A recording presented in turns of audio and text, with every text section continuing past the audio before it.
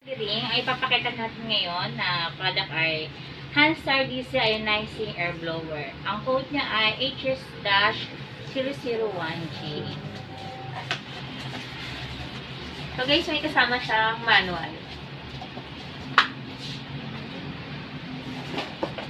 Ang ionizer po ay nagpo-produce po ng maraming negative and positive ions.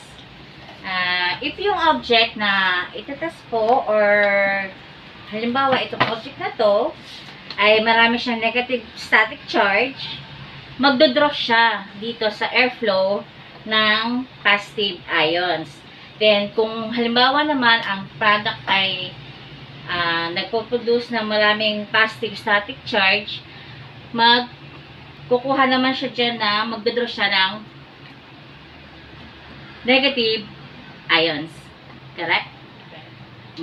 Tapos, ang specs niya ay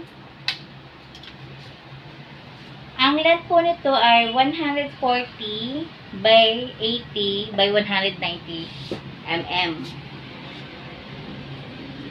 Ang air velocity po niya ay 50 to 110 cfm. CFM is a unit of measurement that denotes the amount of air moving through a space in 1 minute.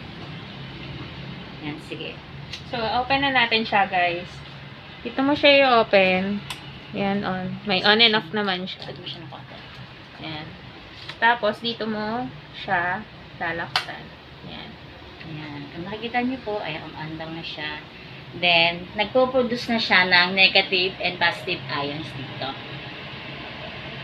Yan siya, guys. This is 220 volts din, and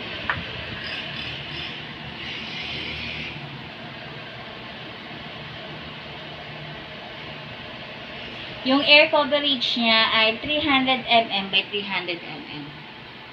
So, yun yung pinaka space na kaya niyang i-cover. Yan, paghihinaan niyo siya. So, work At na siya. tapos, dito yung off. I-off mo na lang. Okay. Yun lang po mga kasolder. Have a nice day. Bye-bye.